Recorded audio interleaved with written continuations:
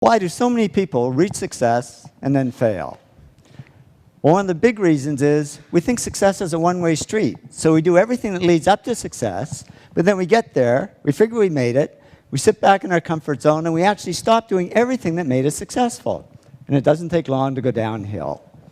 And I can tell you this happens because it happened to me. Reaching success, I worked hard, I pushed myself, but then I stopped because I figured, oh, I've made it. I can just sit back and relax. Reaching success, I always tried to improve and do good work, but then I stopped because I figured, hey, I'm good enough. I don't need to improve anymore. Reaching success, I always was pretty good at coming up with good ideas because I did all these simple things that lead to ideas. But then I stopped because I figured I was this hotshot guy and I shouldn't have to work at ideas. They should just come like magic. And the only thing that came was creative block. I couldn't come up with any ideas. Reaching success, I always focused on clients and projects and ignored the money. But then all this money started pouring in, and I got distracted by it. And suddenly I was on the phone to my stockbroker and my real estate agent when I should have been talking to my clients. And reaching success, I always did what I loved. But then I got into stuff I didn't love, like management.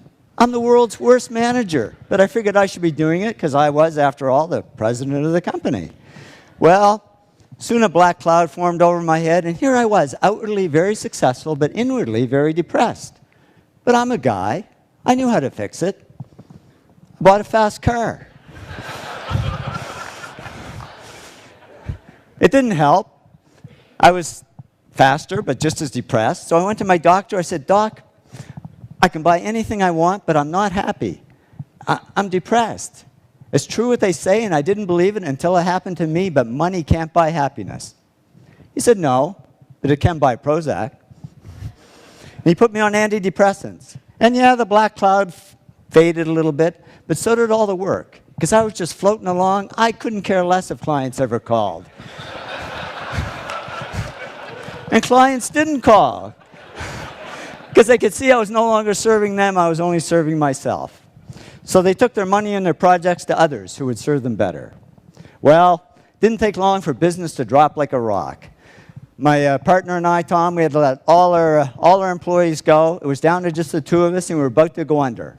And that was great, because with no employees, there was nobody for me to manage.